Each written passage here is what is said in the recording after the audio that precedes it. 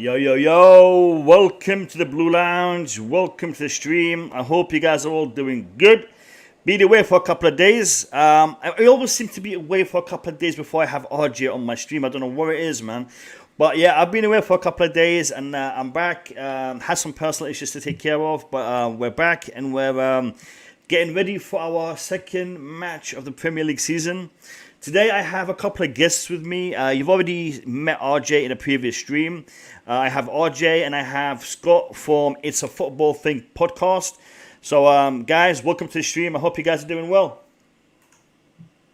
Yeah, it's a real pleasure to be invited back, and apologies for why there's a gap in between every time I jump on now, but glad to hear all is well, and good to have my fellow local Down Under football partner, Scott Borg, here. So g'day to the live chat. Yeah, and morning, mates. Nice to be on. Obviously, step into enemy territory. I've worn the blue kit, so hopefully you go a little bit, go easy on me this morning. Hey, I'm thinking it'll be a rough game. Well, I saw you having a strong coffee earlier, so I got easy-ish on you. Not too easy, but I got easy-ish on you. Welcome to the Blue Lounge. I mean, for people watching the stream, as a one-off, this is a Chelsea dedicated fan channel. Therefore, I will be a little bit biased in my discussion with Scott and RJ. I will be leaning more towards what RJ has to say than Scott, but I will try to be as fair as possible. Today we have a good show for you, lads. Today we're going to be looking at the fixture ahead of us in regards to Chelsea Arsenal. Our first fixture, our first meeting. Competitive meeting of the season. We already met a couple of weeks ago in a friendly, but this is our first competitive meeting of the season, and it's an interesting one. And I want to talk a little bit about that fixture in due course. But I've not had an Arsenal fan on my channel before, so I want to address some of the issues that I, as a Chelsea fan, have noticed in regards to Arsenal this transfer window, and also looking back at Arsenal and what they were in the past and what they could be in the future. So we'll be talking generally in regards to Arsenal, and then we're going to be focusing on the fixture ahead of us. In today's show, we'll be dividing it into two parts. We'll have the first part with me, RJ, and Scott, and then the second part we'll have some of the regular panelists jumping on and also giving us their 2 cents and their ideas and thoughts in regards to the match on Sunday. I hope you guys are all comfortable. If you want to go grab a drink, make a coffee, make a snack, and come back while I give you the link. I forgot to put on. I want to give you the link to the channel for these lads. It's an up-and-coming channel. I'm trying to find the link. I should have had this ready before. My bad, people. Give me a second. Here it is. Now, people, this is the link. I'm posting it in the chat, and I'm going to put it as the pinned comment. When you have a minute, go and subscribe to the channel if you want to see them on a more regular basis. They provide you with a lot of good content, and it's a more, it's a more diverse opinion rather than just a Chelsea point of view, an Arsenal point of view, and there's also a Manchester United fan on their channel as well. So for a different perspective on Chelsea or football content, go check out their channel, hit the link, and also subscribe to their channel. I would very much appreciate it. Lads, welcome to the channel. I'm going to start with Scott in regards to something that was apparent in today's press conference by Arteta, Scott. Apparently, the reason why Lacazette and Aubameyang missed the opening match of the season was because of COVID. And apparently, your squad has four players who have this virus. And from what I understood also from Mikel Arteta, it's affecting some of the players in a way that they are sick. It isn't just, that they're not feeling well, but no, that they are sick and it's affecting them. So, what kind of impact do you think this is going to have on your preparation for the upcoming fixture, especially missing some of your key strikers? Oh, look, it's huge. And RJ and I, we live around the corner from each other. We're on the back of an 8-week lockdown, and we've got another 5 weeks to go. So, this is the nature of the world we live in at the moment, where there is this virus and it's having an impact on people, on businesses, on sport. But looking at the Arsenal squad in particular, if you take the two best strikers out of any club, it's going to have a big impact. So for us, even though Aubameyang hasn't been in great form, he's someone who always starts. And Lacazette, on his day, does hold that ball up much better. So losing both of them is going to hurt because then the alternative that we've got is a youngster in Balogun who is not Premier League proven. So we're definitely going to miss both of those players. We missed them at Brentford. We had plenty of possession near the final third, but we couldn't do anything with it. So we are absolutely going to miss them. Now, Lacazette's definitely out. Aubameyang is a 50-50 shot, but if he's not well, I'd rather him rest. This season's a marathon, not a sprint. I want to touch up on, since we're talking strikers, I want to give RJ a chance to come in on this. Arsenal are struggling for strikers. Chelsea are about to unveil one of the best on the planet. Your thoughts on this, mate? Yeah, I was tuning into the press conference last night and I was speaking on a preview with Miz from the other side of the coin, and it was a really good chat, and the camp's divided as to what should his contribution for this match be. In other words, do we unleash the beast, as the chat was saying from the get-go? Or my school of thought was, let's integrate him slowly and not put the pressure on straight away, even though he's looking fit and fresh. But the point is, he's ready to rock and roll, and I personally am excited to see just what his level of contribution is going to be. But I think, from my humble opinion, we had a good performance, a very good performance against Crystal Palace. And I know Crystal Palace and Arsenal play different styles and have different approaches. But given how well they played and the fact that we're still easing players into our squad, and I'm thinking of the likes of Reece James, Ben Chilwell, Thiago Silva, Kante and Ziyech, which we'll touch on in terms of what their likelihood of availability is. But with Lukaku, we know he's going to play. It's just, does Tuchel trust him from the get-go, or does he wait and put him up his sleeve and see how the ebb and flow of the game's going? Personally, as I said, I would wait and just to see how we're going. But at the same time, if he springs a surprise and we get him from the offset, poor old Arsenal are going to have quite a handful to deal with. Yeah, no, I mean, I don't normally feel sorry for Arsenal, but I'm starting to. Sorry, Scott, I just had to put it out there. Listen, we'll talk more about the game in due course. I want to talk a little bit about this transfer window that we're having. I mean, Chelsea, they've signed 2 players, a goalkeeper for free. He is our backup goalkeeper, third option, and also a striker for just under £100 million, £97 million. And that's it so far. Couple of things in the pipeline. I just watched a video by Fabrizio Romano talking about Chelsea's outgoings, and there may be a couple of incomings. Talking about Saul possibly coming in instead of Tchouaméni. But that's all talk. Arsenal have been busy. Arsenal have spent in the region of £130 million on 3 key signings. I think if you've signed 5 players altogether, about 3 big names. Ben White, for just over 50 million, Odegaard for just over 30 million, and Ramsdale today for around 30 million. I want to just give you a chance to tell me what your thoughts are about these transfers. But one thing that kind of was interesting for me in the press conference, Tuchel said when he was asked about Ramsdale, what does he add to the team? And he said something which me as a Chelsea fan, I find very, what's the word here? Inappropriate or funny.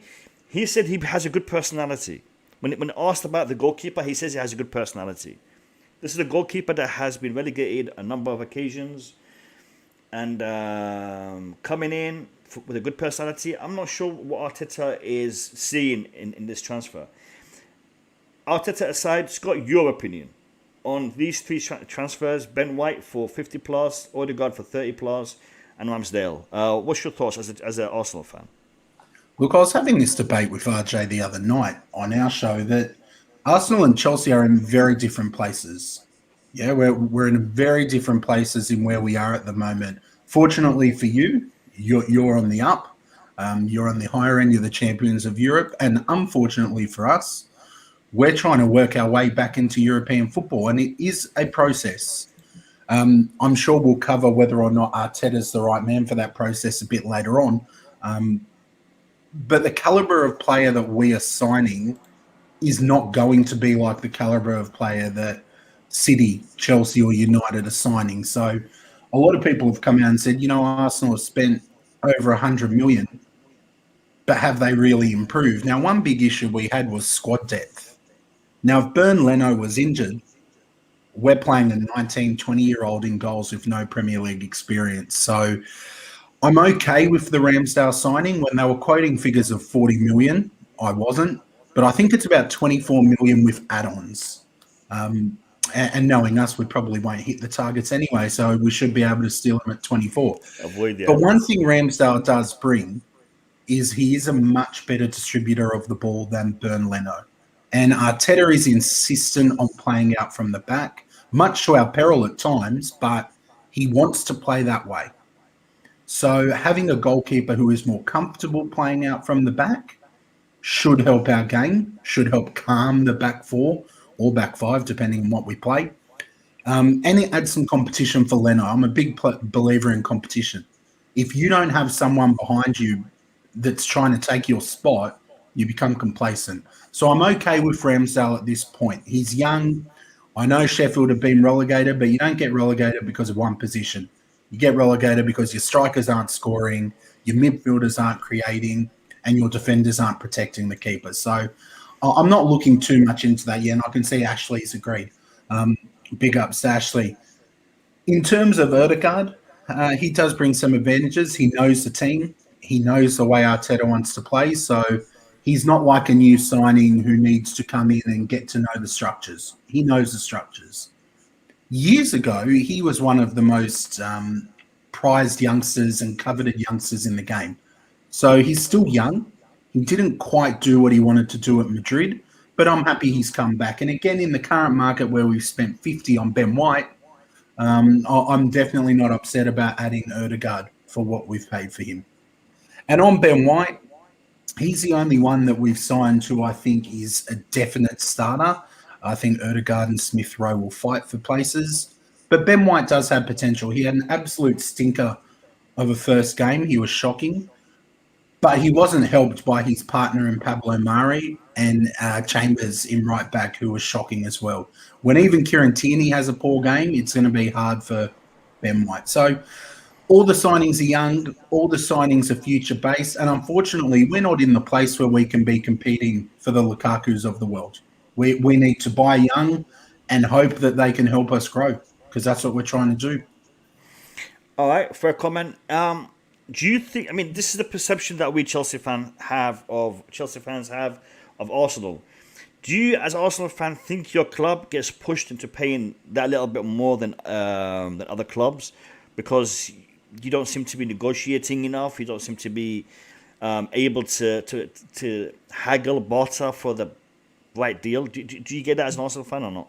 Oh, mate, you're absolutely spot on. But unfortunately, it's supply and demand. When you've got the player that the other team needs, and you know that the other team is under the pump from fans, from the media to make signings happen, you can hold them to ransom somewhat. I mean, there weren't, let's look at Lukaku very quickly. I don't think there were many teams coming in and fighting to offer Inter near £100 million. So you kind of had the power there.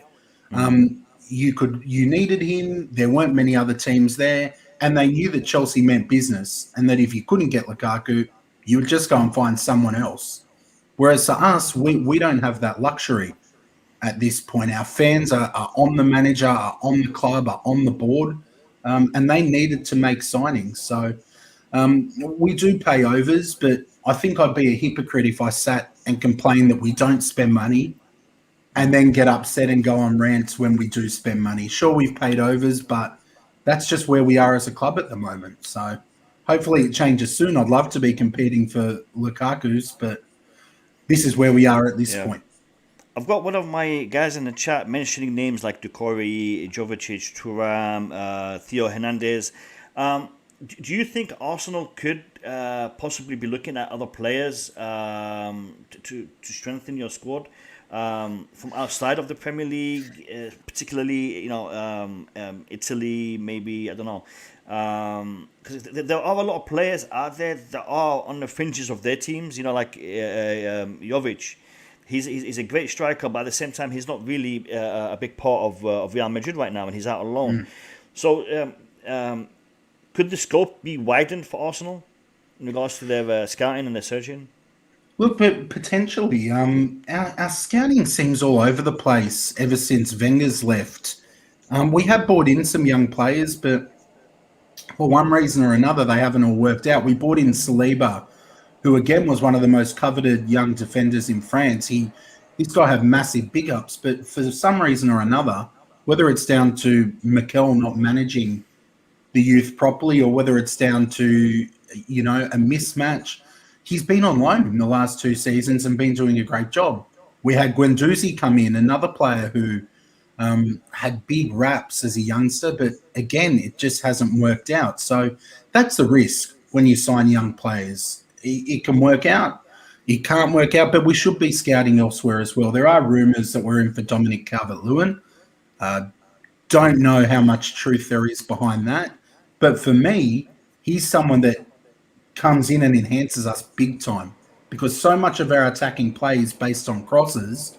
But unfortunately, Laka is not renowned for his height, and Aubameyang is a much better finisher with his feet. So bringing in Calvert-Lewin, I think, makes us a much stronger team. But whether or not we can cough up the money to get him is a different story. Yep.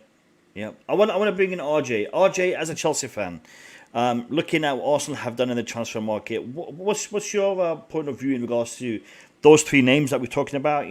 Ben White, Odegaard, and Ramsdale, and the way Arsenal are approaching this transfer window. And I'm going to caveat that as well in regards to us, Chelsea, trying and successfully bringing through a lot of the youngsters from the academy forward, and with Chiloba being the latest one. Do you think Arsenal may not be in the same league when it comes to their development from a Chelsea fan point of view?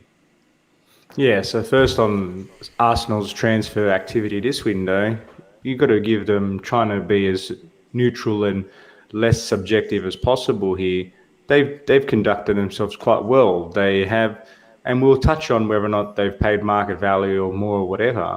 But face value, they've brought in 3 players that have Premier League experience, tick, that are at the right side of the age ledger in terms of getting value for money.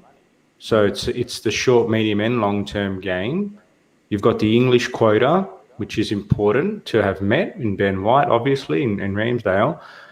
Odegaard's an exciting talent. It's a shame that he's retired from the Champions League at 22. And I'm just kidding, Scott. I had to throw that in. But no, I think in all seriousness, they've done a good job. I agree totally with Scott that at times last season, not just last season, the one before, you had a Jekyll and Hyde type of Arsenal. You had some really good vintage, old, almost like Invincibles displays, but then you had some invisible displays where the gap between their class was just too far apart.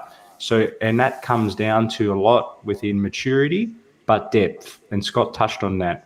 And you can only have depth when you buy players and you get rid of less of them. So, and you do have some of those ones that have gone bust for them, and like the likes of Guendouzi, for example, who I thought at the start, he's looking like a promising prospect. But like with our club, how many times where you invest in a player and they just don't quite turn out for you? But I think this is good business for what Arsenal have done. The question is, and Scott has a better answer for it, are these the primary areas that they needed to be focused on upgrading? For now, that's a question mark. But the point is, they have, in my opinion, strengthened their overall squad with those signings. And in terms of the money that they've spent, we as Chelsea fans should be hand on heart. We couldn't be too critical on that because we've been burnt in the past of being played in the transfer market because selling clubs know that we have such financial strength and have stronger capacity to pay more than what we would prefer to pay. And look at Lukaku, for example, £97.5 million.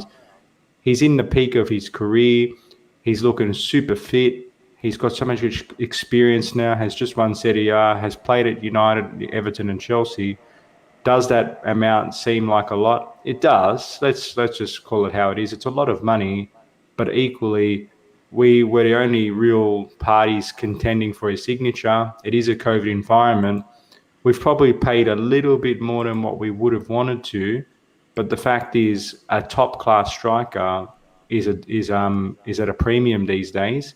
And like Scott said, basic demand and supply, there's only a small amount of good strikers. Guess what? The selling club knows they can jack up the price. But credit to our club, we've been sustainably run.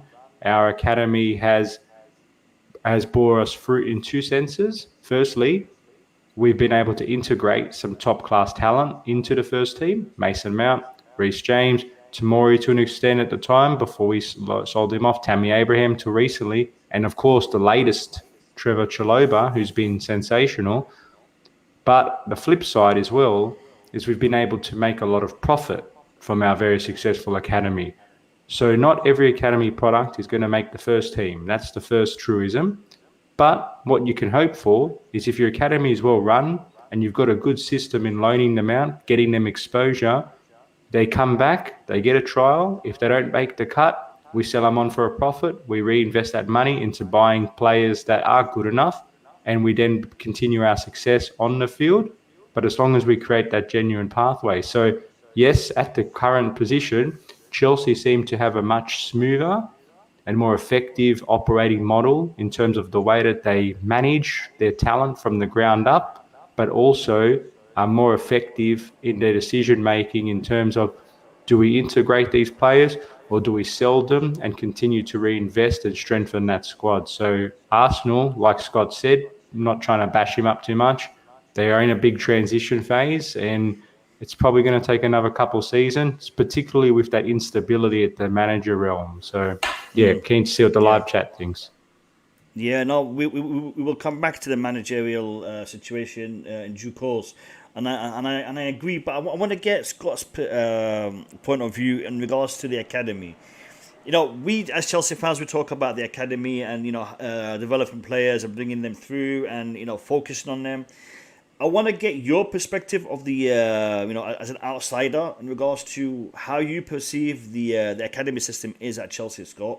And also, how does that compare with the development that you guys have at Arsenal? Yeah, I love that RJ said he wanted to go easy on me and not pick on me too much after he's bashed me all week. Typical of RJ, he's playing nice to the cameras, but he's been picking on me all week. But in all seriousness, one thing, and I want to say this without being called a closet Chelsea fan, which I know will happen. One thing I admire about your club, even though people give you a lot of criticism for it, is that you're not about the sentiment. You're cutthroat when you need to be. And you don't get near the top of world football. You don't become champions of Europe without being ruthless to an extent. Now, I look at our squad. I love seeing Emile Smith-Rowe in the starting lineup. I think he's a brilliant player. Bukayo Saka, I have so much admiration for. He's an absolutely great player. And they're both academy products. Okay, we've just sold another really talented academy product in Joe Willock to Newcastle, who I think we should have kept. And we've got some players like Ainsley Maitland-Niles in the wings who could be really good Premier League players. So we are producing some talented youth. But we're at a point where we can't be ruthless.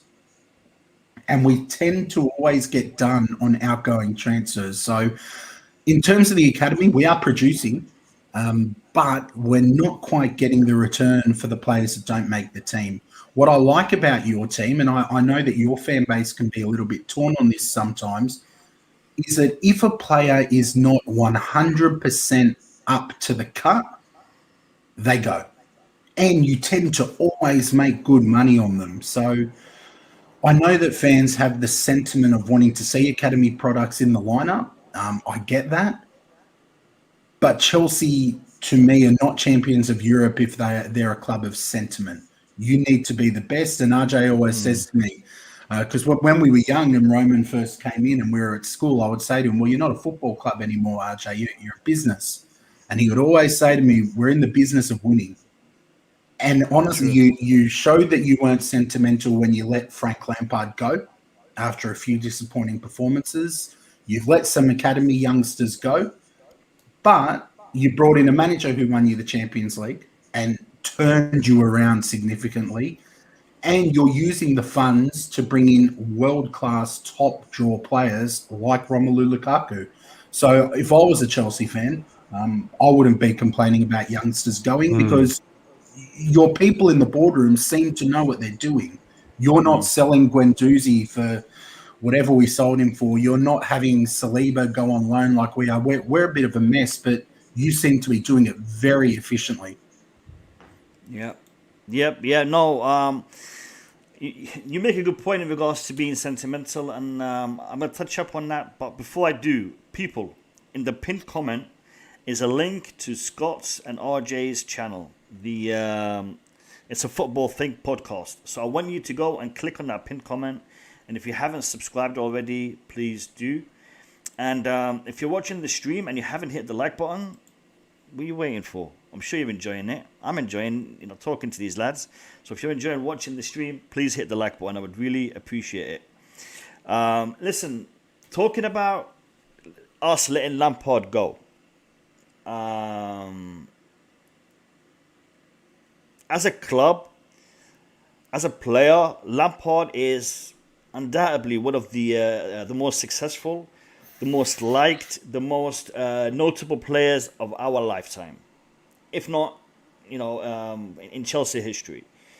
What he has done on that pitch, what he has given to the club, in regards to his attitude, in regards to his style of play, in regards to his professionalism, determination, the way that he trained, the way that he carried himself, and the results that he's had on that pitch, undoubtedly one of the all-time greats.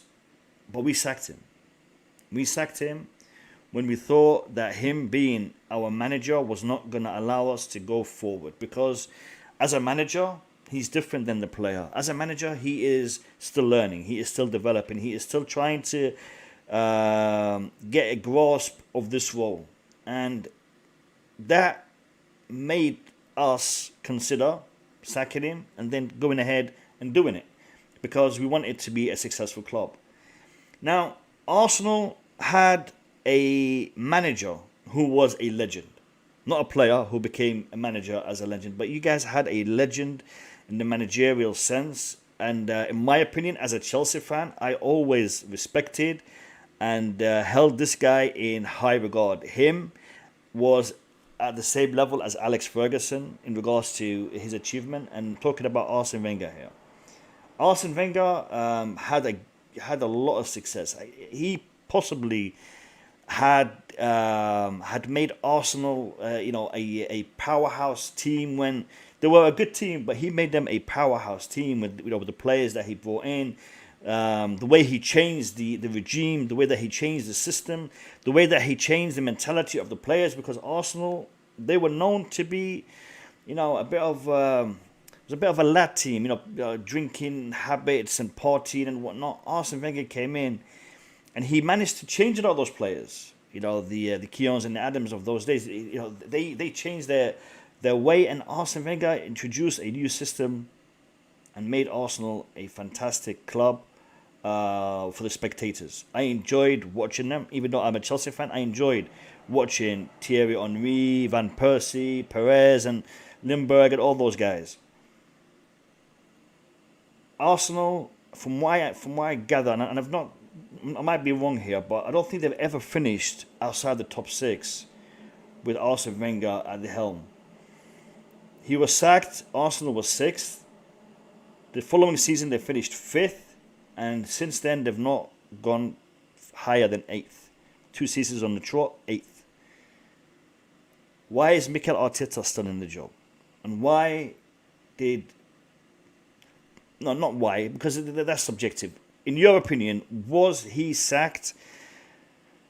Was the sacking of Arsene Wenger a mistake? And should Mikel Arteta be given the same treatment?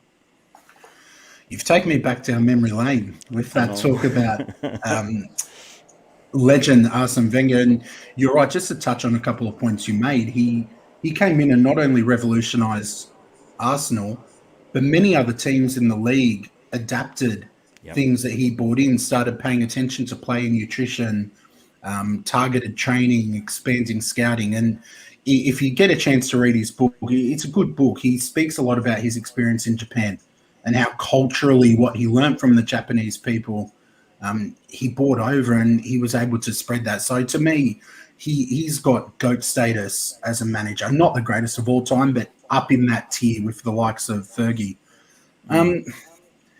It's a really interesting thing to think about. Should he have been sacked? And I didn't want him sacked. I feel like Wenger should have been able to leave on his terms. But unfortunately, football had started to evolve rapidly. And even now, the Premier League today is a very different league to the one Wenger left a few years ago.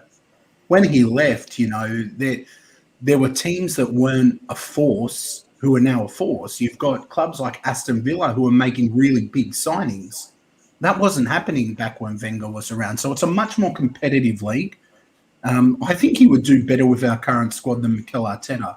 I have no doubt about that, but I still don't think he would get us into that top 4. I look at Chelsea, I look at City, I look at Manchester United, who were absolutely scintillating against Leeds. And then you've got Liverpool that no one seems to be talking about. I think those 4 squads are clear of everyone else at the moment. But seeing him go was sad, and I always anticipated that there would be some pain once he went, that we would need to go through and experience what we're experiencing now to get it right. And you only have to look at United. When Ferguson left, look how many managers they chopped and changed till now they seem to be looking a little bit better under Oli. They've made good signings. They've got a structure. So I think for us, we're still in the pain period. And we've probably still got a couple more years to go before we are competing with you guys again. But that's part of being a fan. You can't always be on the top. You've got to ride it out in the hard times and see how we go. The big problem, and I can see Ashley's just kind of put a comment about it in the chat, is the board. Now, for them, an incompetent board who have no love for football, no love for the club, and no love for the traditions, Arteta is the perfect man to put in. The perfect man to put in. Because the fans straight away turn their anger to Mikel Arteta. Now, he has been given some money. He hasn't used it too well. But we couldn't be in for a Conte. You guys know Conte very well. He wouldn't put up with the nonsense at Arsenal. I don't think we can get a top-tier manager at this point. And for our owners, Mikel Arteta is the ultimate punching bag because the fans are going to turn on Arteta before they turn on the board. Now, we don't like the Kroenke group. There's rumours of some protests before the game. Sunday, yep. Yeah, but those protests unfortunately, will fizzle out. But the heat put on Mikel Arteta will not. So they've always got a bit of a buffer between them and the fans. And unfortunately for Mikel, he's the buffer, rightly or wrongly. So, yeah, it's challenging times, man. It's rough as an Arsenal fan to kind of see where we're at. But you've got to have that little bit of optimism that all this pain will be worth it in the future, and we will get it right eventually, even if we have to change a manager. Yeah.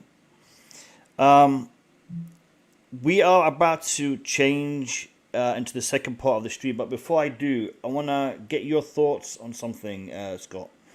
You guys have lost every game apart from one in pre-season. You drew against Rangers. You lost against Brentford, and I know the injuries that you guys have and the players that are absent is a big part of that. You're playing us on Sunday, then you're playing Man City. It's not looking good for Arsenal, or should I say, it's not looking good for Arteta. Do you see? Do you guys see that you can pull off some manager saving results over the next couple of games against Chelsea and Man City? I mean, where are you guys going with this? With the Arteta situation. Yeah, look, before I jump into that, I just want to quickly say thanks to your listeners, because we've had a couple jump over and sub over on our channel. So thank you to those who did that. We're still growing. And this is an awesome live chat you've got over here. So we appreciate you guys who have jumped over and subbed. But to get back to your question, interesting times. Now, it would be a completely Arsenal thing to do to lose to Brentford, but then snatch some kind of result against either yourselves or Manchester City. Now, I kind of have to split this into head and heart so I don't get called delusional. The live chat's been kind to me so far. Head tells me that City and Chelsea should be beating us without too much pressure.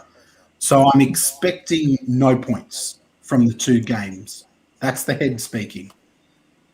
But the heart tells me that we did the double over you last season. You're obviously a much stronger team now. You've had Thomas Tuchel there longer. He's got Lukaku there. But under Arteta, we seem to have flipped. We play a little bit better against the big teams, but it's the little teams that we struggle against. So I wouldn't be shocked if in either the Chelsea or City game we managed to snatch a point somewhere.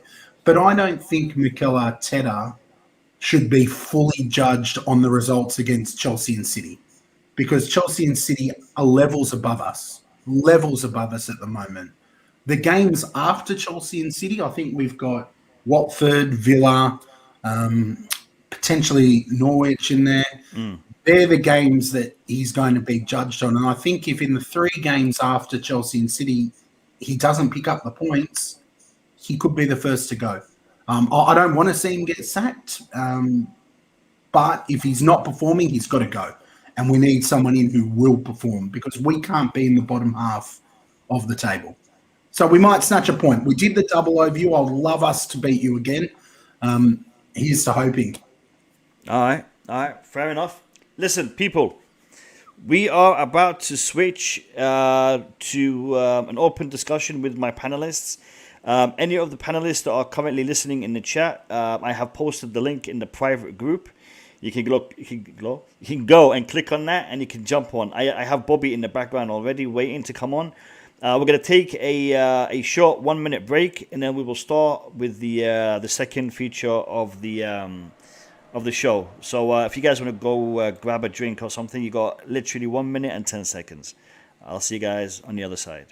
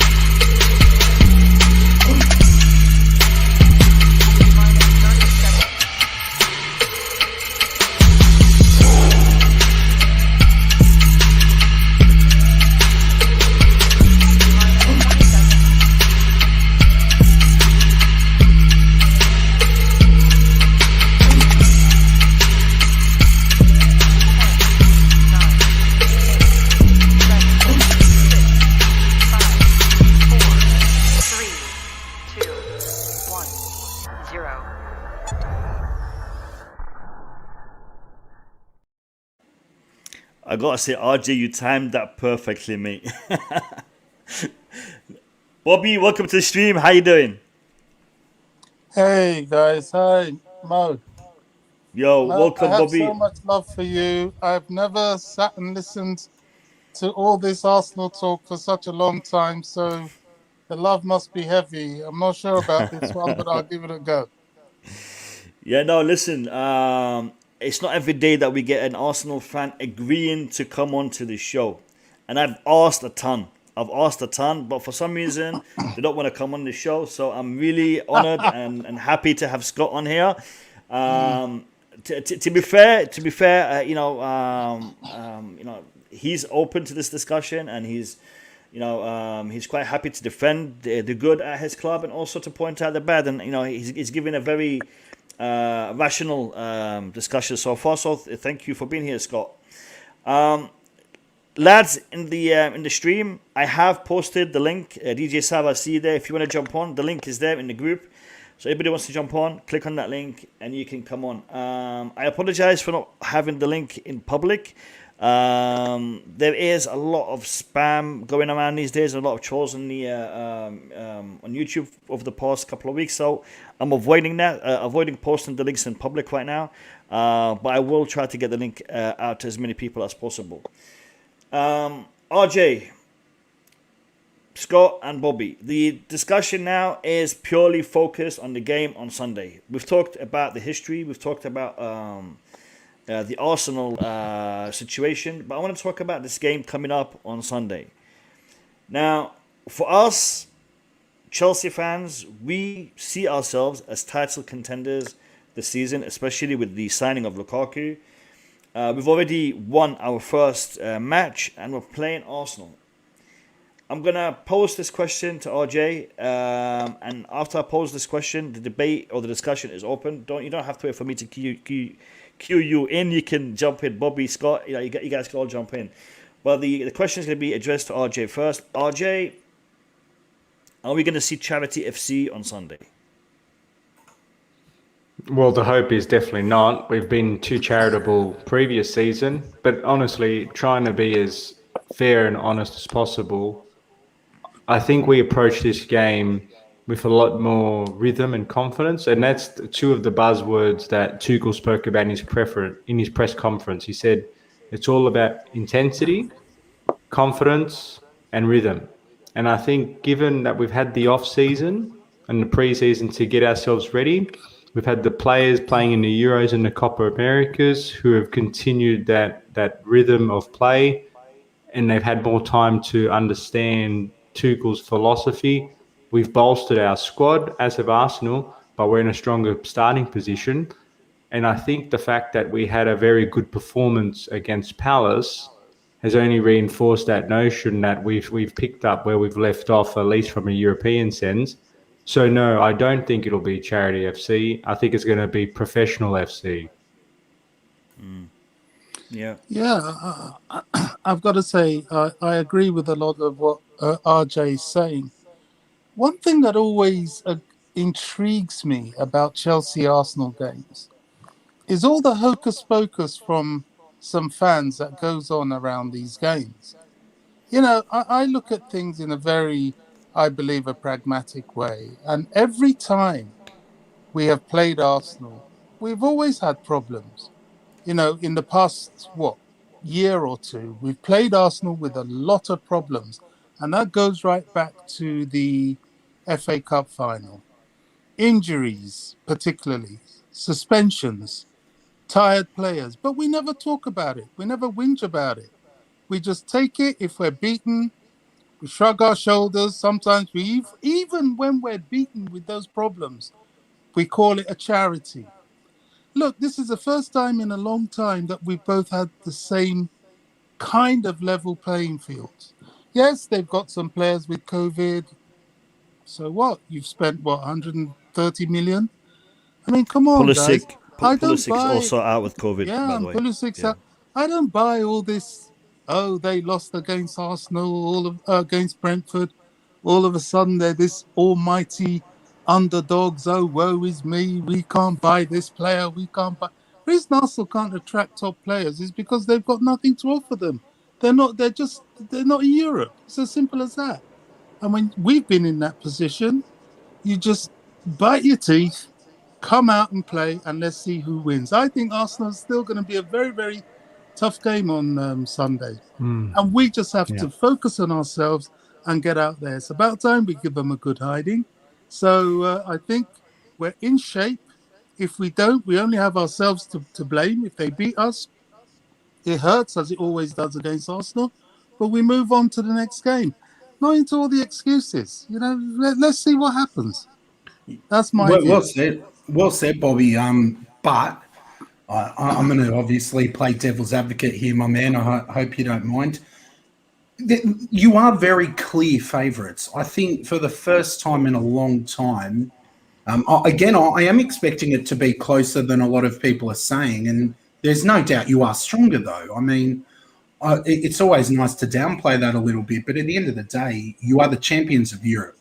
You've just signed one of the world's elite strikers in Lukaku, and you have a manager who is absolute top-notch. I wish we'd have gone in for him, but, you are very clear favourites. And obviously, if we don't win the game, I'm going to be disappointed. I always am when we don't pick up 3 points. But I feel like Chelsea fans will be even more disappointed if they don't, because you are such clear favourites. You are levels above us at the moment. You've got European football. You've got a top-class manager, and you've just signed one of the best strikers in the world. You make no mistake, you are heavy favourites, and deservingly too. You've done very well. I think the difference here is that, I've supported Chelsea for longer than most people in the chat, at least, can remember. And I've been in positions where we've played Arsenal when they've had people like, Vieira and Petit in midfield, Henry in attack, even Bergkamp. And they were humongous favourites. But we never talked about it. We just rolled up our sleeves and went out there and played them. And sometimes we did well, sometimes we didn't. I'm not buying all this, you're clear favourites, you've got Tuchel, all this stuff. No, it's a football match. That's just my view. It's a football match. And yes, I do believe this time Chelsea are in very good shape. But it's still the beginning of the season. Some of these players aren't really fit. But that's no reason for anything. Let's see what happens on Sunday. And let's not prepare ourselves for excuses. If we beat Arsenal, it's fair and square. If we don't, it's our fault. That's just my opinion. I mean, there's been so much talk about this. Oh, Chelsea's this, Chelsea's that, Chelsea. I mean, come on. I just want to jump in for a second, Bobby. A little admin. Guys,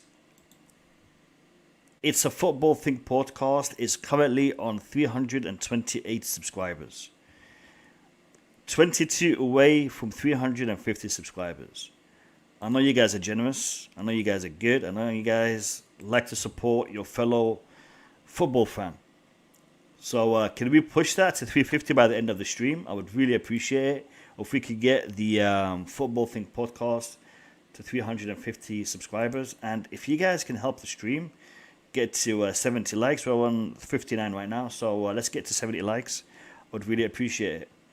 Listen, I get that, Bobby. I get what you're saying. And I think right now it's all about trying to get...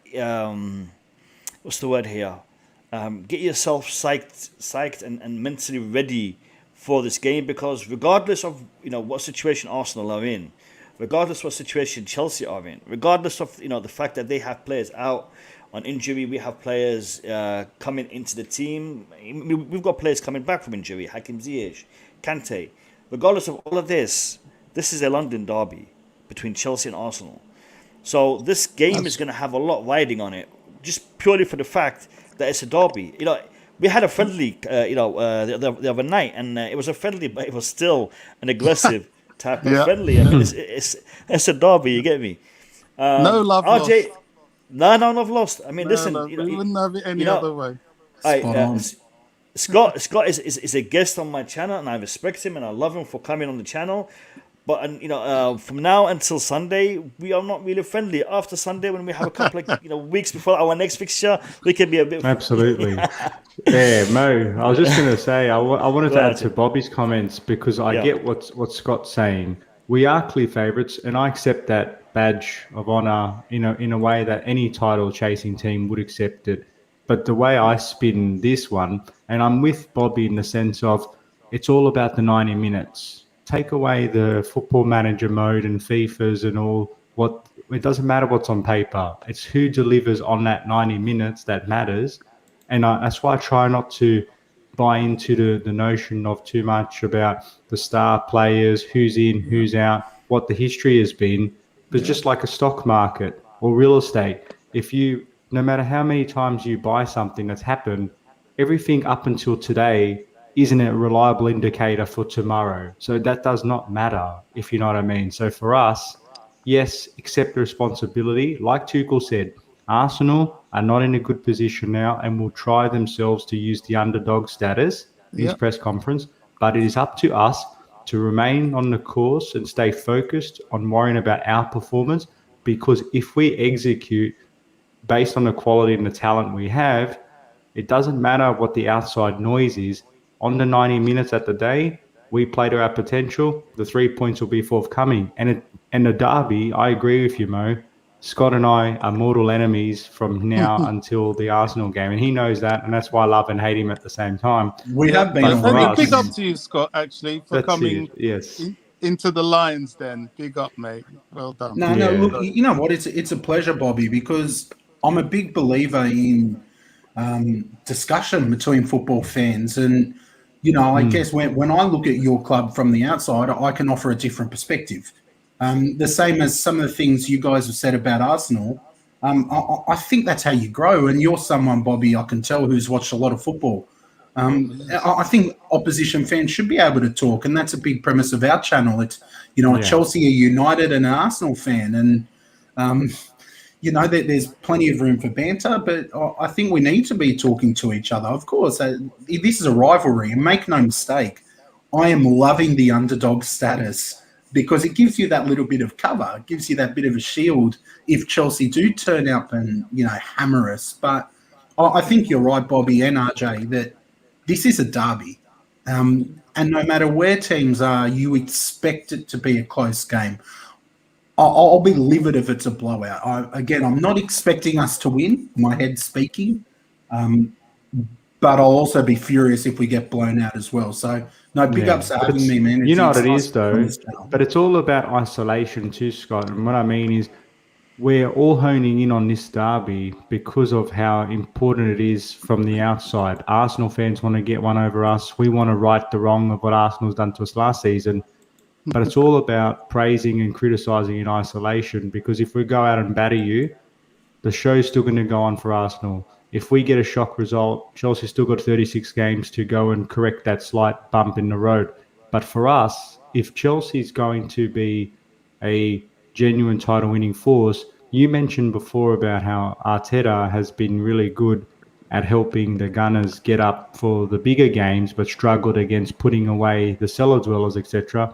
I'd actually argue that's a strong similarity that Chelsea had last season, where against the Big Six, I had full confidence in us really rising to the occasion. It was against the mid-table wonders and below that we really struggled to unblock that perennial low block. So I think for us, our challenge will be, and this is where Lukaku becomes important, it's how do we perform against the teams that we know are going to set up in banks of 4 and 5 and really frustrate us. And I do think Arteta, to his credit, will make that a really strong point to say, you try to find the key and unlock us, and we're going to frustrate you as much as possible. So I'm quite keen to see how he sets up for that game.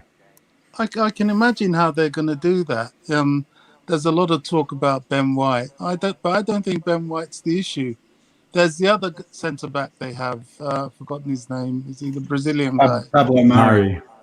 Yeah, he's a big guy. He's fast, good in the air, good on the deck.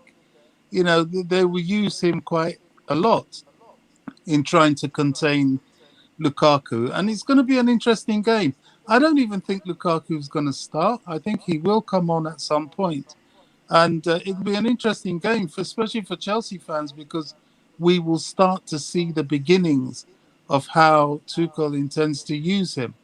And yes, we do look stronger. But, my mind still goes back to the days when we would play Arsenal and there's Henry, there's Pires, there's Lienberg, Van Persie, Lundberg, Petit, Vieira, that guy they had Vieira, on the right. What's his Overmars. name? King Thierry Henry.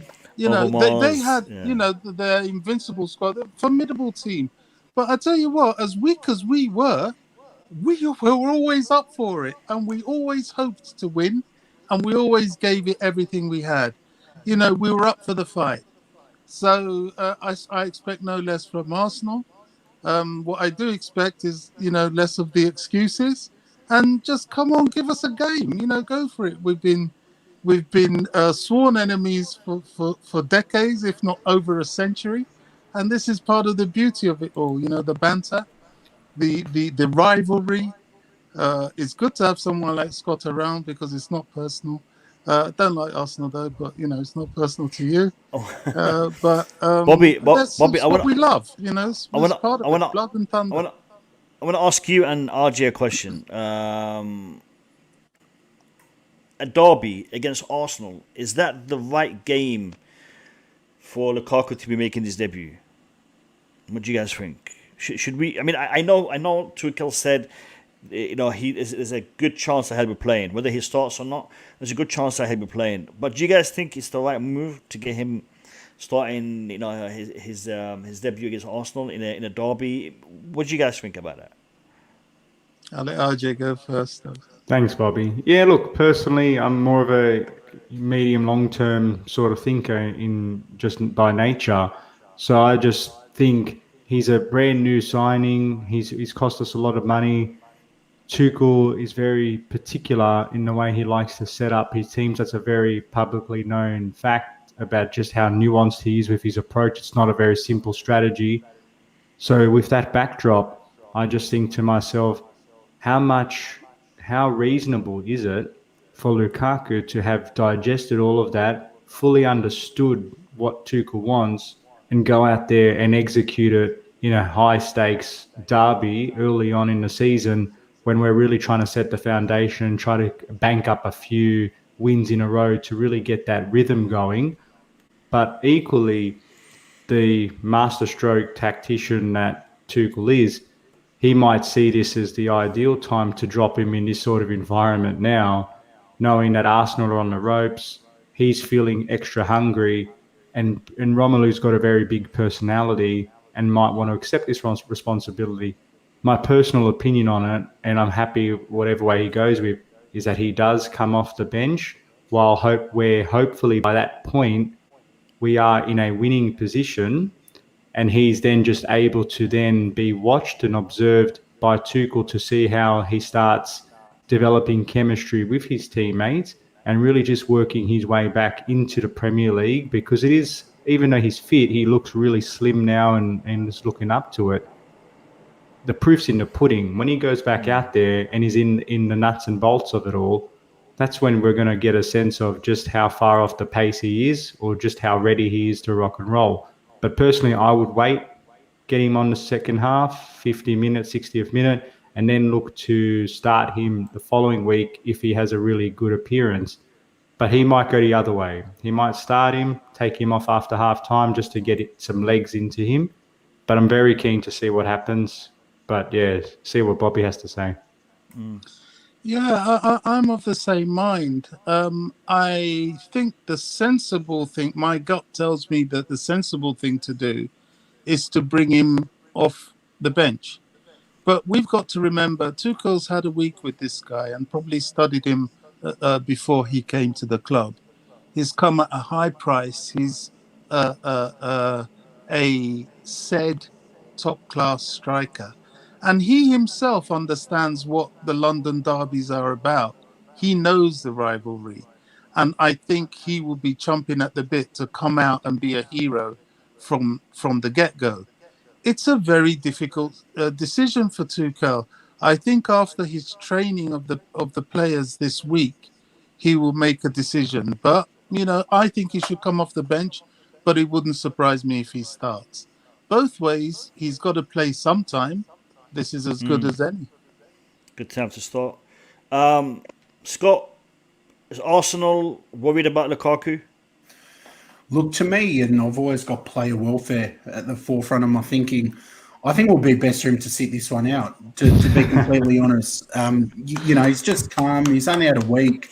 Conflict of interest. Let him rest. You've got a big game against Liverpool. So if I was Thomas Tuchel, they call me the Maltese Thomas Tuchel on Football Manager, I would rest him. Give him this one off. You don't want him hurt. I would much rather Werner up there. Sorry, Mel, because Liam, I forgot your question in my banter. I have that. Nice one. I like this guy. Lovely. Hey, listen. I might, if I'm lucky, I'll try to get Scott for a post-match reaction video. Well, I'll confirm that after the match. Let's see. Nice. But there's sense in what Scott's saying, There's sense in it, It's hard to know. Only Tuchel has the answer to that question about whether he play Lukaku or not. He said he's ready, but, who knows? Of course, if you go into a game against a player like Lukaku, there's always going to be a little bit of fear. And you want to have a striker that opposition defenders fear. Now, our defence can be shaky at the best of times, so I think it'll be a big test for Ben White, and he'll be hungry after the performance against Brentford. But it's a big ask to keep Lukaku quiet. So, of course, there's a little bit of fear, and you would hope when you spend that much on a striker that they bring a fear factor. But I would definitely love to see him on the bench for as long as possible. But I think he comes off the bench, and I think he'll get about 20, 25 minutes, depending on how the game's panning out. Yeah, I mean, to be honest, Scott, a lot of us Chelsea fans are waiting to see him score his first goal for the club because he wasn't able to do that last time he was here. So hopefully he can do it. And against Arsenal, that would be the cherry on the cake. DJ Sav, welcome to the stream. How you doing, man? Good evening, guys. Yeah, not bad. How you guys all doing? You all good? We're good. Well, thank you. Good. It's good to actually chat. Yeah, so I was just going to say, it's good to chat to an Arsenal fan here. Scott, how you doing? You all right? Yeah, good, mate. Good. It's been pretty friendly in here for now, so I'm not regretting stepping into let's keep it that way. I'm going to carry on. I'm going to carry on being friendly. Don't worry. I'm just hearing the last couple of. Obviously, I've been listening to the stream and listening to everything you guys have to say. And the thing I have with Arsenal is they seem to always raise their game when it comes to playing Chelsea. I think we've seen it in the last couple of seasons. I think they always seem to just raise their game against us. But I've just got a feeling this Sunday it's going to be slightly different. I don't know. I think with Lukaku now in the team. I think if he starts, I think he's going to cause a mayhem for your defence, Scott. I really do. But as I said, I don't underestimate Arsenal. They just seem to always give us a good game. I just wanted to basically state that really. Also the fact that, I know we got this talk of Ziyech possibly might be also coming back into this game if he's fully, I understand he's doing training. So it could be a possibility he might come. I'm just thinking about those balls he might be whipping in for Lukaku to score, mate, against your defence. I don't know what you guys think of that. DJ, I actually want to ask you something. What is your gut feeling in regards to this match? Do you see? Because I started by asking RJ, is Chelsea going to be Charity FC? Do you think this could be a slip for Chelsea? Because Arsenal do have it about them, man. They're useless against Brentford, then they prime Barcelona against Chelsea. Yeah. It's one of them things, man. What do you think? Do you know what? I can understand what you're saying there, Mo. Because as I said, I think we saw last season they seem to always up our game. I think even when Arsenal were going through this really, really bad run last season, they end up playing us and they beat us, and then they started going on to this winning streak after that. We just made them. We obviously gave them that confidence to go ahead and to obviously go and win the other games. But I just think this Sunday coming up, man, I can't see it being Charity FC this time around. I just think this Sunday we're going to have too much for them, and I think our streak of winning. I mean, we're doing so well in pre-season. We obviously done well against Crystal Palace. I think if with Lukaku now as that target man, I mean, obviously I'd say, obviously people were saying last season Timo Werner wasn't scoring the goals for us. He was missing chances here and there. Listen, I was just thinking about, as I said, Ziyech on one side. Imagine Werner on the other side feeding off Lukaku or even Havertz, Mount. You can just put all those players in that team. I just think we'll give Arsenal a tough game. But as I said, I'll never, ever underestimate Arsenal for the reasons that they seem to always up their game against us. But I'm confident we're going to win the game on Sunday. I really am. I really am confident. Yeah. Most of us are. Before I go to the what's the word here? Expectations for the season. I want to ask you guys to look at the pinned comment. You'll find a link in there. That link is for the It's a Football Thing podcast, the channel for Scott and RJ. I would really appreciate your support by clicking the subscription on that channel. Click on that link, go in there, subscribe, and come right back here. And when you come back here, hit the like on this video. I would really appreciate it. RJ, we'll start with Chelsea first. Yeah. What's your expectations for this season in regards to how you think it's going to pan out for us, and with all the competitions? If you were just to give me an overall expectations for the season.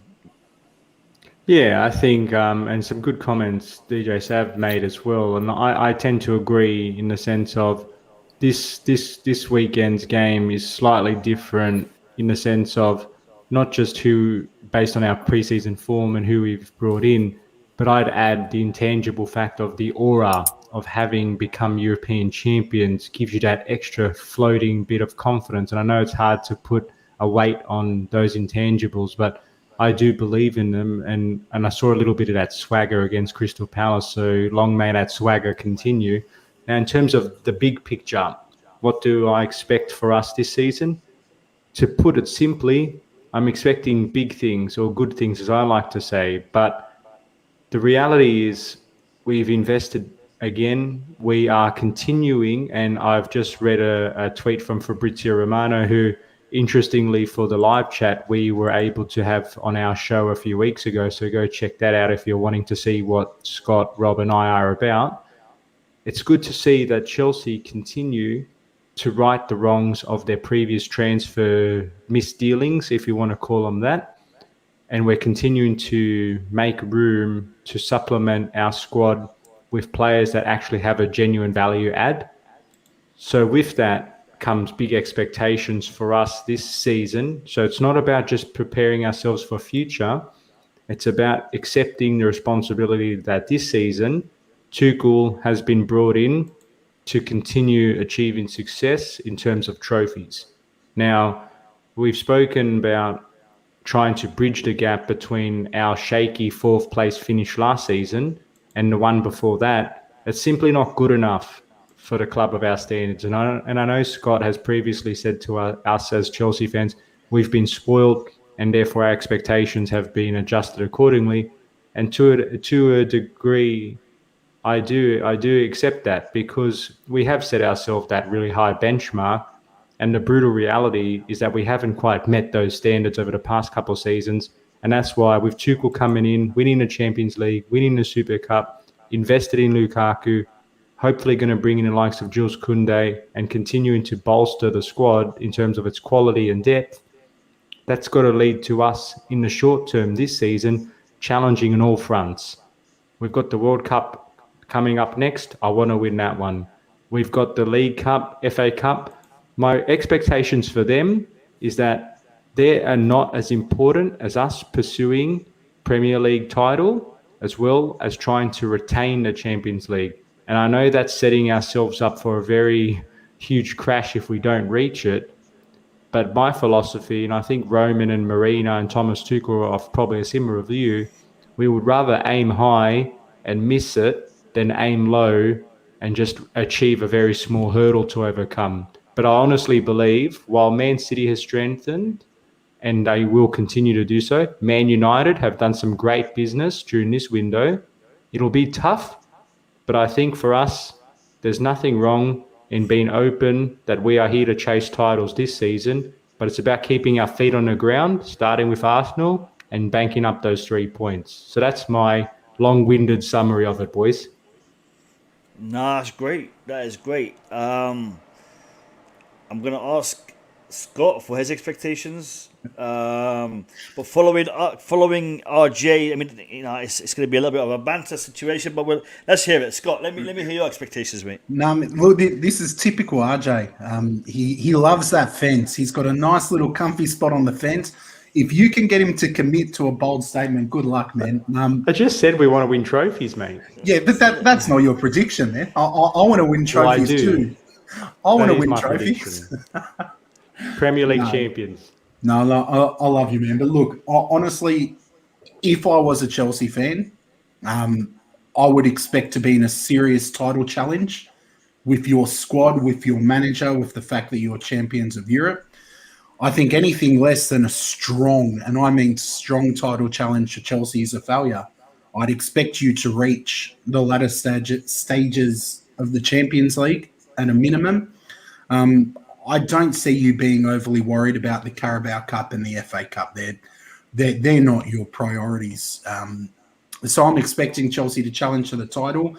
On our podcast, I called them as the winners. That's who I've predicted to win it. And RJ will vouch for me. Last season, as soon as Thomas Tuchel had come in and I watched you play a few games, I actually called Chelsea to win the Champions League too. So I really like your squad, taking off my Arsenal hat. And I think you've got enough about you to be fighting for that title. So they're just my thoughts. For us, I'm expecting maybe a 6th place finish. I want to get back into the Europa League spots at the minimum. Is that realistic though? I'm being fair. I mean, two seasons you guys, missed out, and 8th back to back. Do you guys really think you have it in you?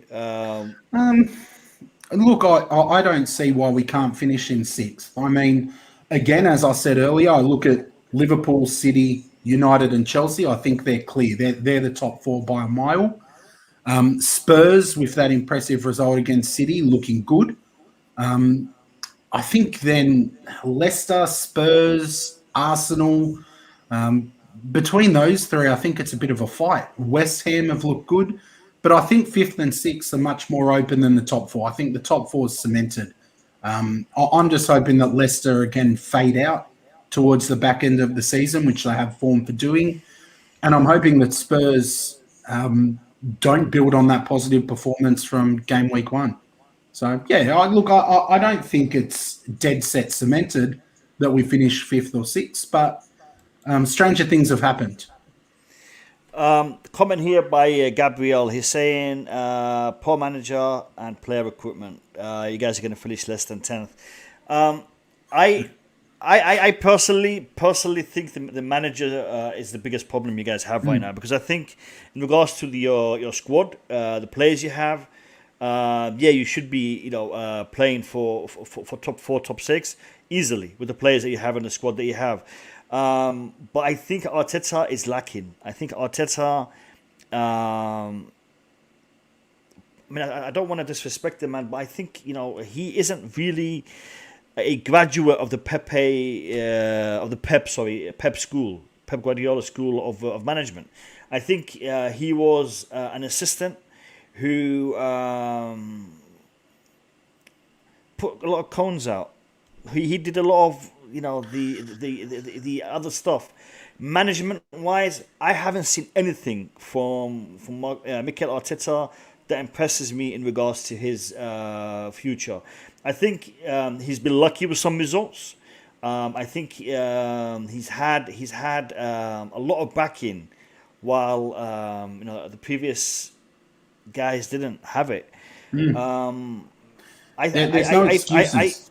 Yeah, I think Arteta is the biggest hurdle that Arsenal Football Club have to overcome if they want to be a successful team again. In my opinion, the issue is if you do get with Arteta, who do you bring in that can take you to that next level, and that is again another problem.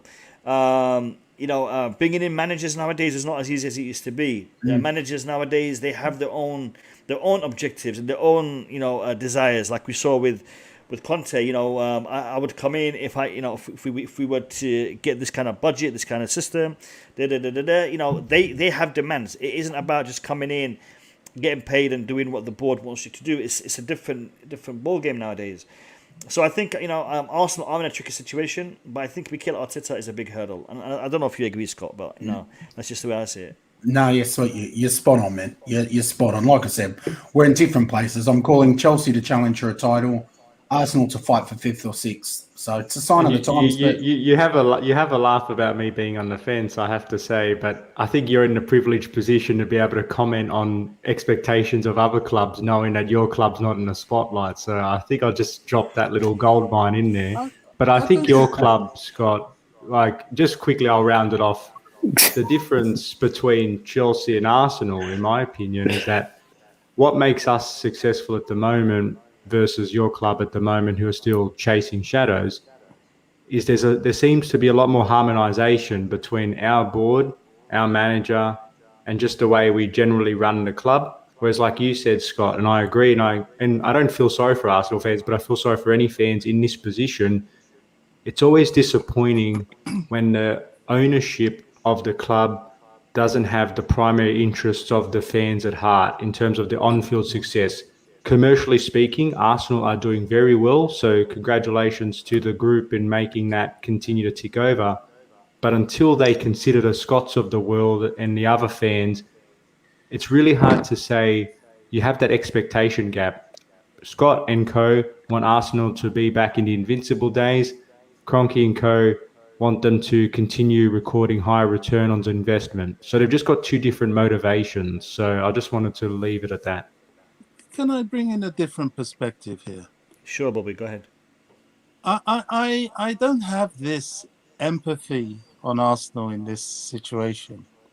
The difference between Arsenal and Chelsea at the beginning of this season for the Premier League is 6 points and about £30 million at the moment in the transfer market.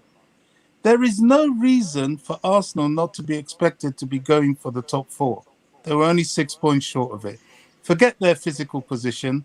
That's the reality of the points difference. Because when Tuchel said he's hunting down Man City, he was looking at the points to hunt down. And boy, did he make up those points. So I don't think it's enough to hide behind, we should be going for a Europa spot.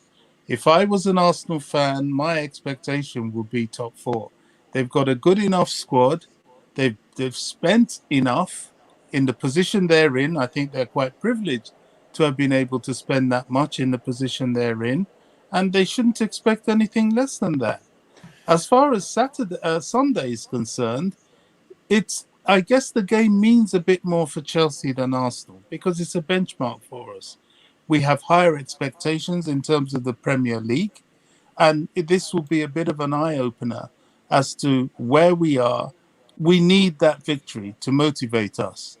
It's not the end of the world if it doesn't happen. It'll probably be fire under our belly if it doesn't. But if it does, it'll be a big confidence booster. And just finally, if I can just break this up into 3 bits. Finally, the issue of the London derby. Let me tell you what I love about a London derby.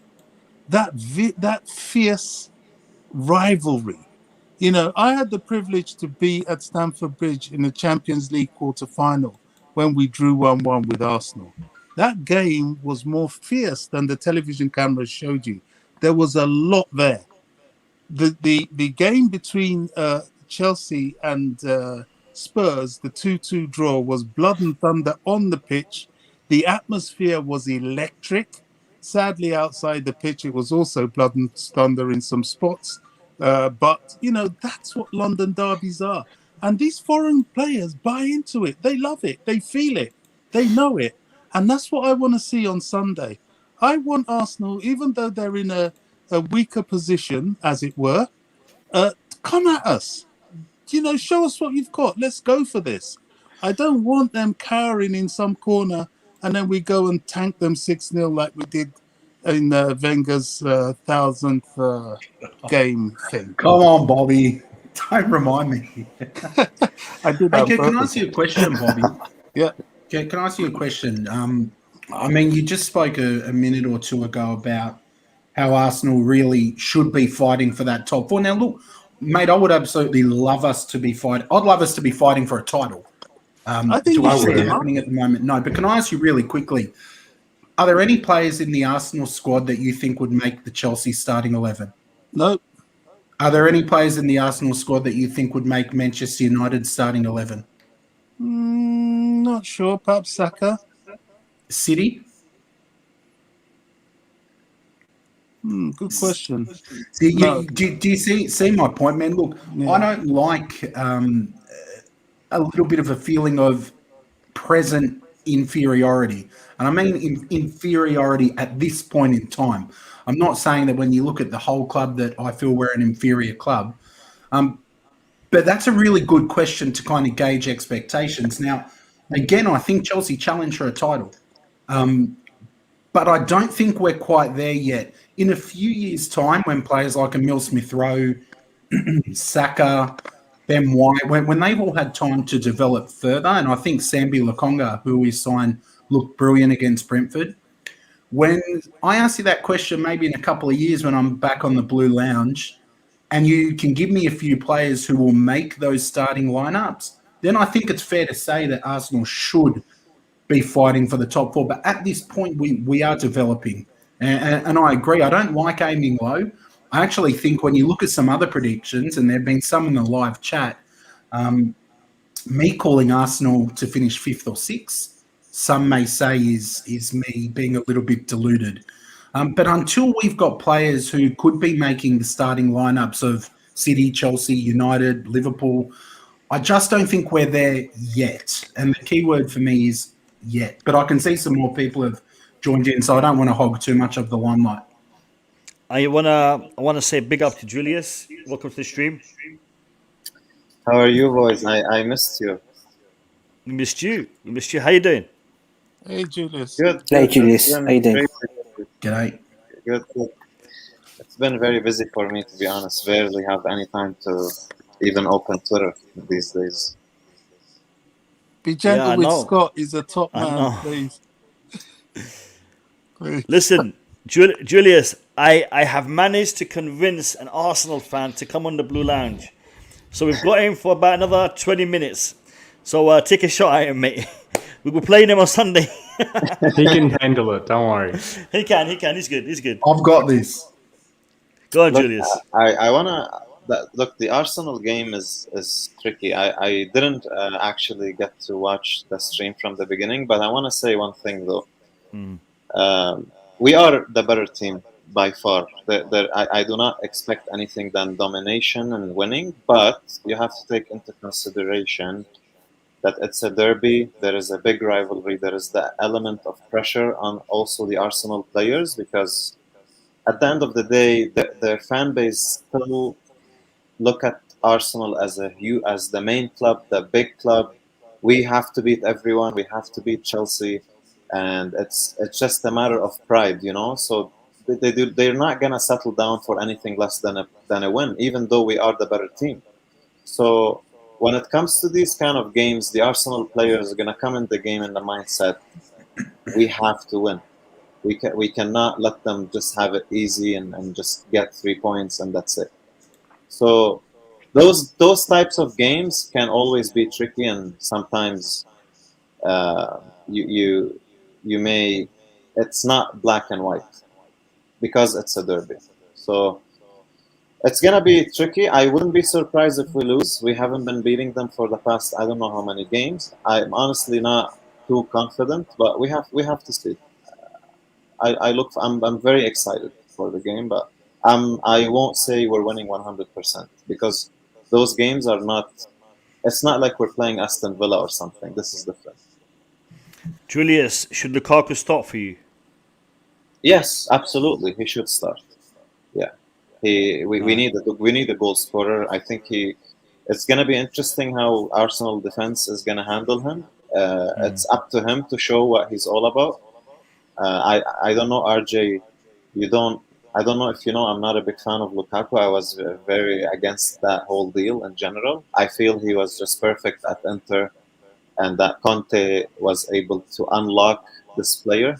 I have so much faith in Tuchel, and I'm optimistic and looking forward to see what he can how he can even improve Lukaku even more than what Conte did. So, Yeah, no, I hear you, Julius, and I know there was a lot of discussion about which striker would be the best preference, but I've laid this out before. In fact, Mo and I, last time I made my debut appearance, we had a really good discussion on our expectations of Lukaku and what I thought, in my opinion, he would bring to the table. So I'm pretty excited to see what his contribution is, because I do think he's a more well-rounded player and a much more mature version of himself, given he was a relatively young player in his career going overseas and trying to really find himself. And I think the likes of Conte have really sharpened up his not just his actual style of play, which has been partially attributed to having to adjust in the Serie A, but really getting that confidence and that right winning mentality and work rate that Conte is notorious for. So I think hopefully he continues to channel those principles and have that self-belief coming back into Tuchel's Chelsea now, knowing this is his opportunity while the ink is still wet to rewrite his legacy and accept that responsibility of being the big name player and the promising prospect of the boy that once was. And we had a different view earlier in the stream about, is he more effective in the start? Is he more effective coming on? I think the point is, though, him coming onto the pitch at whatever point is going to be fascinating for us, not just Chelsea fans, just even from an Arsenal perspective, Scott, I'd imagine as well, just to see the return of Romelu Lukaku in the Premier League. Is the hype real? Is he going to take time to find his feet, etc., etc.? So it's an interesting subplot. Just on that expectation commentary you had before, one of my favorite sayings, and this is about a team and just in terms of a star team being greater than a team of stars, I do believe that you asked some very sensible questions, Scott. Would any of the Arsenal players made any of those squads you mentioned? Yes, I agree that probably not. But then you've got to look at the whole adage of the whole is greater than the sum of its parts. So yes, individually speaking, they wouldn't make the squad. But once upon a time, Chelsea didn't win the Champions League. Man City didn't win the Premier League.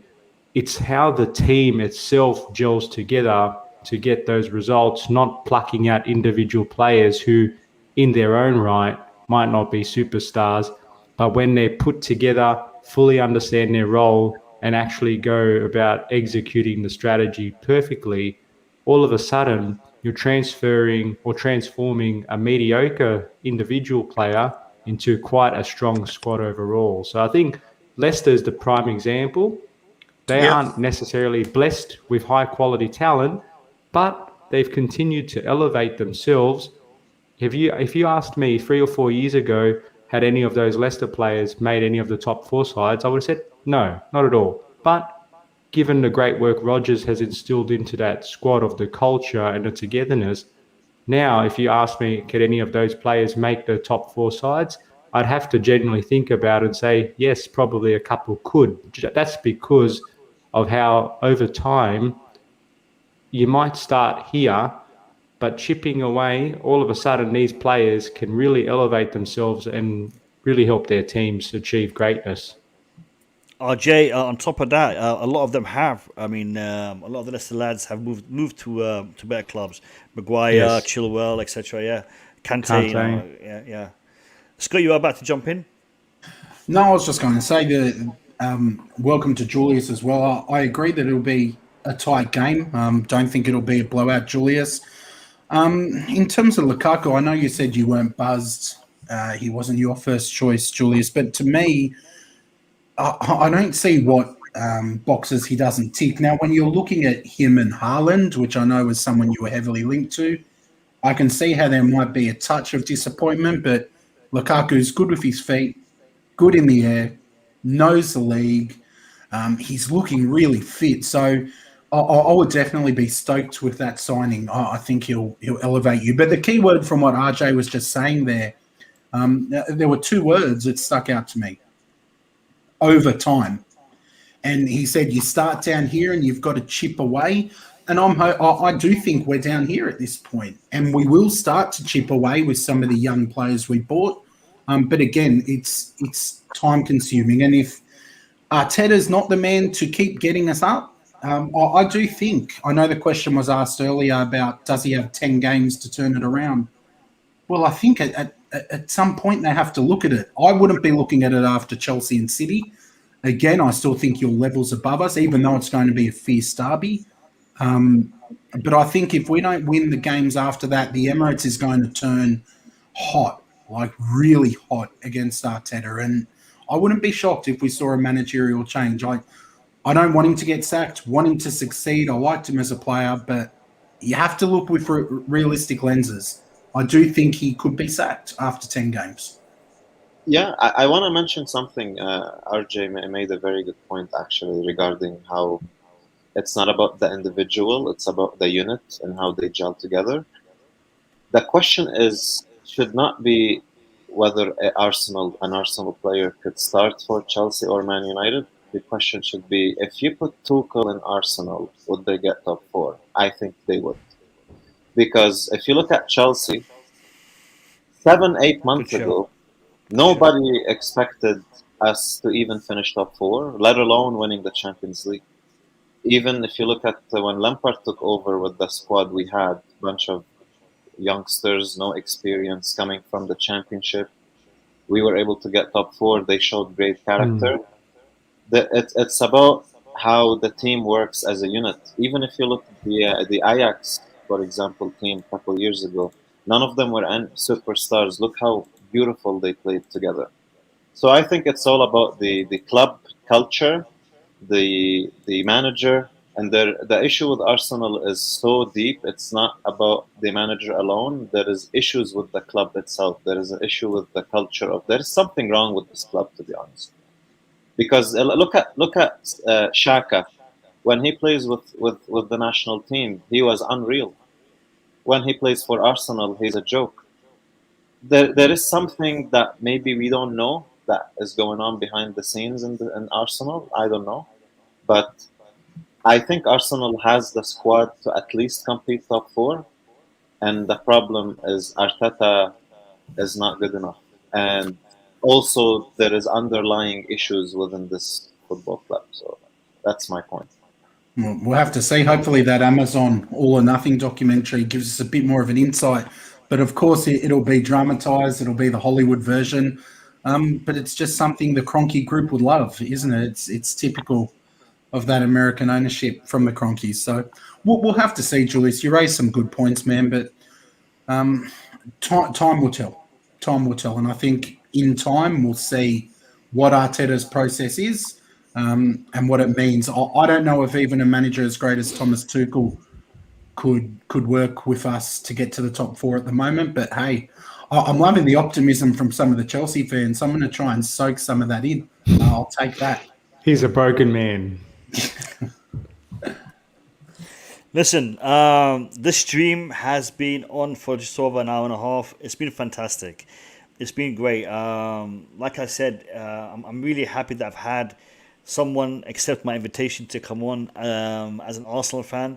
Scott, this may be a Chelsea fan channel, but you're always welcome on here, mate. And I hope to have you on in the future again. I'm going to give everyone a couple of minutes to give me their closing thoughts on the game tomorrow, Sunday.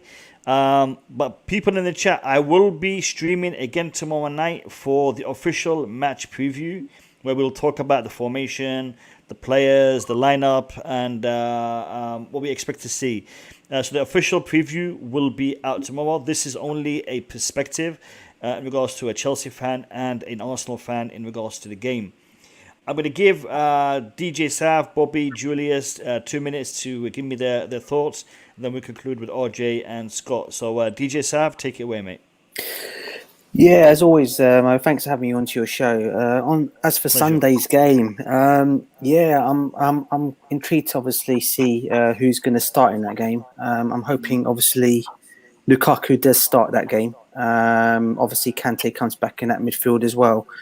I'm just actually confident. I mean, I know Julius was saying earlier on that Lukaku wasn't his first choice. I have to admit on here as well, as you guys know, he wasn't mine either. I mean, he was always my second choice. Obviously, Haaland was my first.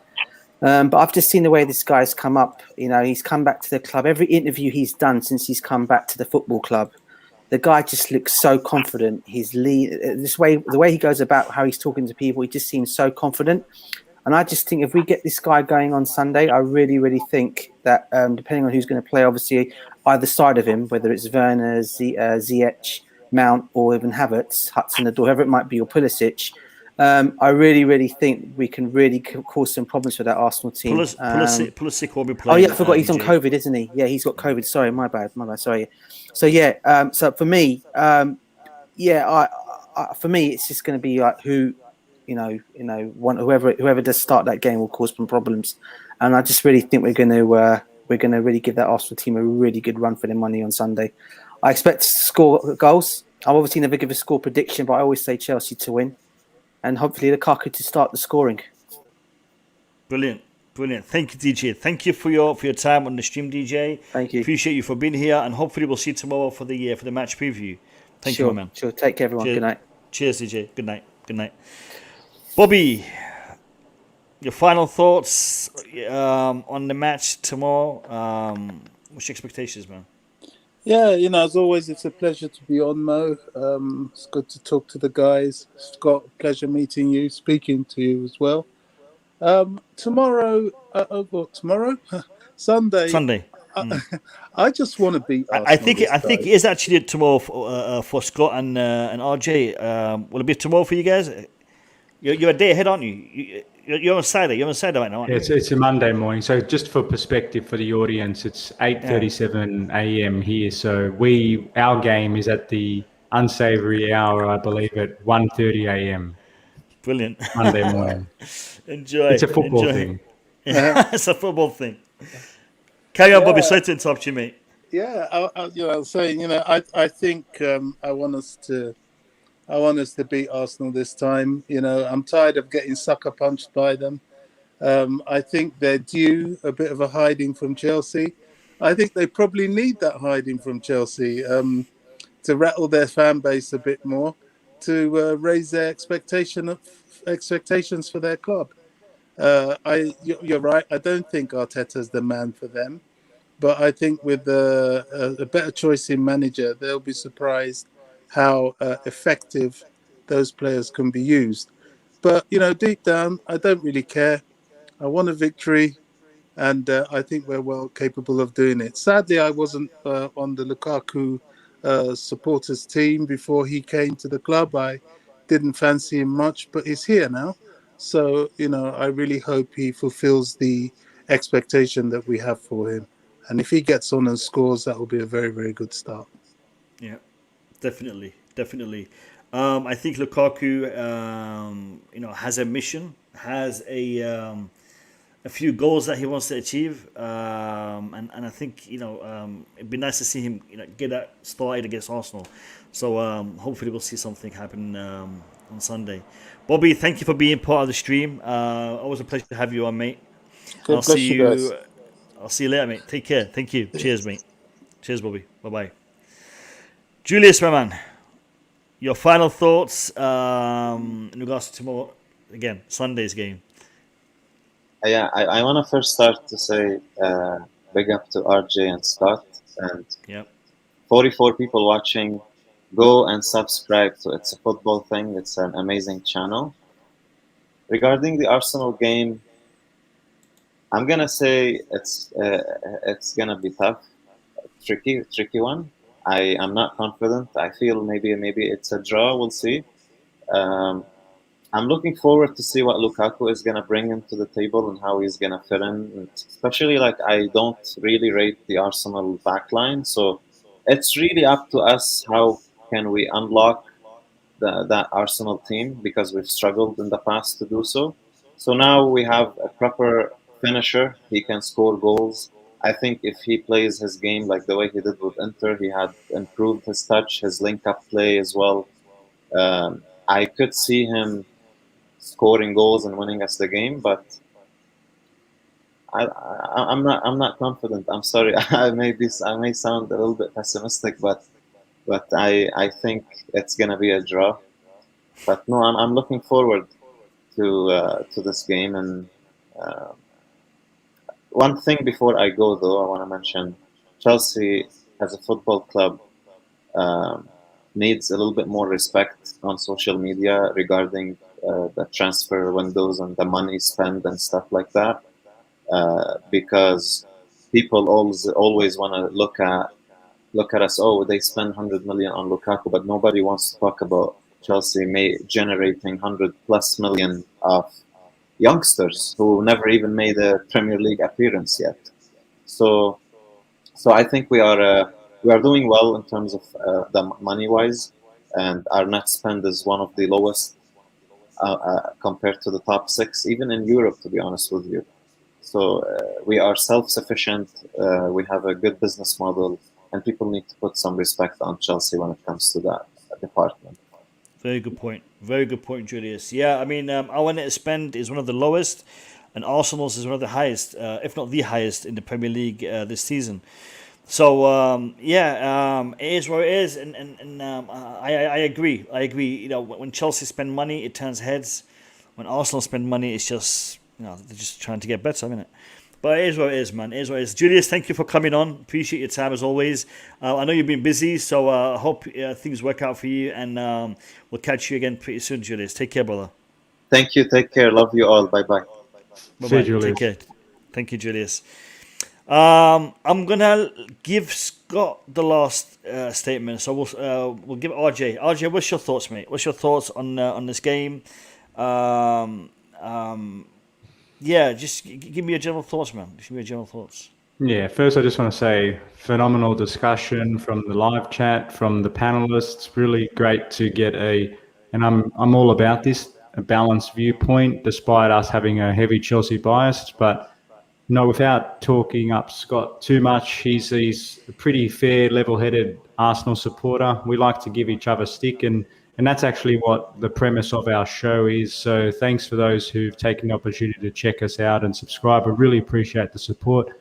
And our vision and aim is to continue to bring that balanced viewpoint, blend it in with a bit of lighthearted banter, and ultimately, hopefully, produce some engaging content. My more immediate thoughts about the Chelsea-Arsenal game, and I said this a lot last night, about 6 hours ago with Miz on his show, it's about just continuing to have that mindset of, let's go into this match, respect the theatre behind the derby, play with that passion, play with that intensity, and establish that rhythm, but don't let it consume us. We need to rise above that and not get dragged into this theatrical, spectacular sort of Hollywood performance that the Arsenal-Chelsea games tend to bring, because big picture, it's 3 points. That's the outcome. If we walk away with anything less than 3 points, it's an unsuccessful outing. The context is Arsenal are on the back foot. If they get a result in this game, they will be over the moon. But for us, I am fairly confident that Charity FC will be replaced with European Champions FC, and we're going to take this one. And I do predict at this stage, and I will write it in my column because I've been able to write for the Chelsea Social and recently had my article for the first time published in Talk Chelsea, which was a nice reward. I'm going with a 2-0 win to the Blues, and I think a goal in each half will be the way we get that win. So here's hoping, boys, and great chat again. Brilliant. Thank you, RJ. 2-0, I like that. What would you reckon, Scott? 2-0 to the Chelsea? Yeah, look, honestly, but before I jump into that again, thanks for having me on, mate. It's always good, like I said, opposition fans talking, it's not, even though on Twitter it can sometimes seem like it's an illegal and punishable crime, it's not that bad a thing. Hey, it's always good to network, talk to each other and hear other perspectives. So big ups to you for the content you're putting out, mate, because you're doing a great job and this is a good channel. So keep up that great work. Appreciate it. For me, looking at the game again, Chelsea heavy favourites. I'm hoping Lukaku doesn't play, but I do think he'll come on and he'll punish us. He'll be tricky to deal with. I'm actually, and again, head saying 2-1 to Chelsea, but heart is saying, maybe we can make it 3 Premier League games in a row and snatch a 1-0 win. So we'll have to see, but credit to you for the show and for the content you're putting out, mate. Thank you, Scott. You never know. It might be 1-0 to the Arsenal like you guys used to have back in the day. You never know. Hopefully not, but you never know. You never know. It's a derby. It's a derby. It's going to be an intense game. It's going to have a lot riding on it in regards to bragging rights and whatnot. But it's going to be a good Sunday. Regardless, it's going to be a fun game to watch. Hopefully, the demonstrations don't affect it. Hopefully, the fact that a lot of players are down with the virus doesn't affect it. So hopefully, the game goes ahead well. Listen, Scott. Big respect to you. Thank you for coming on. I take my hat off to you, and it's not easy. It's not easy to go onto an opposition's channel, especially when it's a London opposition's channel. Big up to you, and you've shown guts and you've shown also a very balanced view, and I respect that. I respect the fact that you've come here. You put your point across in a very well articulated way, a humble way as well. So thank you for doing that, RJ. Second time on this channel, mate.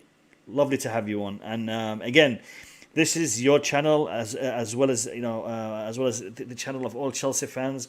Scott can come on every now and then as a guest, as a welcomed guest. Hey, if we win the derby, I'm happy to come on for your review. I might just have internet connections that day and okay, no, we're good. If we don't win, I'm busy. It is what it is. Listen, lovely to have you guys on. Really appreciate your time. I know you guys had to wake up really early to come on here. So thank you for doing that, and I wish you guys a wonderful day today, and best of luck to both of our teams, and hopefully Chelsea wins. Guys, in the chat, thank you for being here. Thank you for all the comments, all the support.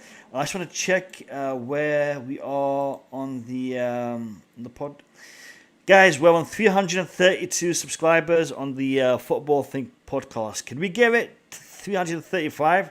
Can we get 3 more subscribers to just go on there and just subscribe? And let's just keep pushing it, guys. Keep pushing it. And we're on 74 likes on my stream. So thank you for everyone who has liked my stream. And thank you for everyone who has subscribed to my channel and to the It's a Football Thing podcast. Really appreciate that, guys. Listen, these channels, they want your support and they need your support.